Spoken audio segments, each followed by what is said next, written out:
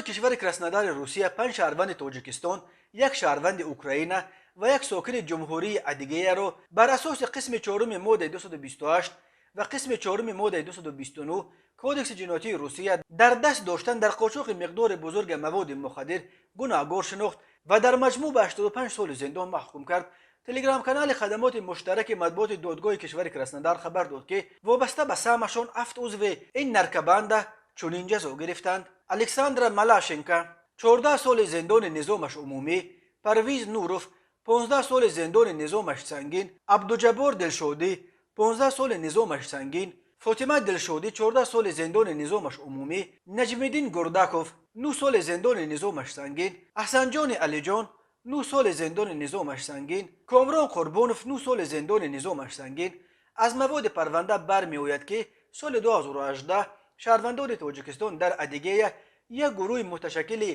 جنایتی را تشکیل داده به قاچاق و فروش مواد مخدر سخت تاثیر هیروئین در قلمرو کشور کراسنودار و جمهوری ابخازستان مشغول بودند. از جمله سال 2019 اعضای این گروه با دستور و راهبری آن از مخفیگاه‌های در شهر تیخارتسک 14 بسته مواد مخدر را با مقصد در این شهر فروختن گرفته در چند گوشه شهر پنهان کردند، ولی آنها را بازداشت کردند. ماه مارس و یولی سال 2019 از منزل‌ها و ماشین‌های دستگیر شده و در عموم 564 بسته مواد مخدر هیروئین وزن عمومیش بیش از 1.5 کیلو یافته گرفته شد. همینطور بنا به مواد پرونده اعضای این گروه با مقصد فروش در سال دکامبر سال 2018 و ینوار سال 2019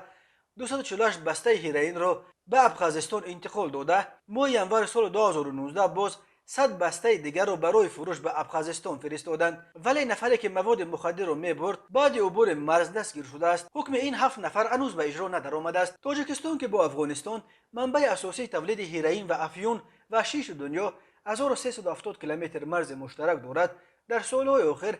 به یک مسیر عمده قاچاق مواد مخدر افغانی به بازارهای سیاه شمال سیاره اساساً به روسیه و قزاقستان تبدیل یافته است. از بیش از 7000 تاجیکستانی که در محبس‌های روسیه ادای حکم می‌کند، بنا به حساب‌های غیر رسمی تقریباً 4 برای جنایت‌های مربوط به مواد مخدر زندانی شدند.